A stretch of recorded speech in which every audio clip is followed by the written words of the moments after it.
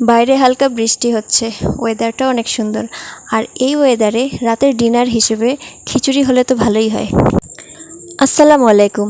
আমিও আমার গল্প পেজ থেকে সবাইকে জানাই অনেক শুভেচ্ছা। সবাই কেমন আছেন কমেন্টে জানাবেন।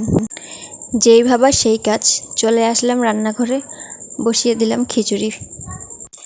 আজ আমি সবজি খিচুড়ি রান্না করব, তাই কিছু সবজি কেটে নিয়েছি আর এখানে বসিয়ে দিলাম। আমার মতো রাতের বেলা কে কে এরকম বৃষ্টির দিনে খিচুড়ি খেতে পছন্দ করেন সেটা অবশ্যই কিন্তু কমেন্টে জানাবেন। এবারে চালটা দিয়ে দিলাম, এটাকে কিছুক্ষণ ভেজে নেওয়ার পরে এর মধ্যে গরম পানি দিয়ে দেব। ভিডিওটি কেমন লাগলো অবশ্যই জানাবেন কমেন্টে। এই তো তৈরি হয়ে গেল আমার গরম গরম খিচুড়ি। খিচুড়ির সঙ্গে আর কি কি থাকছে এবার তাহলে দেখি।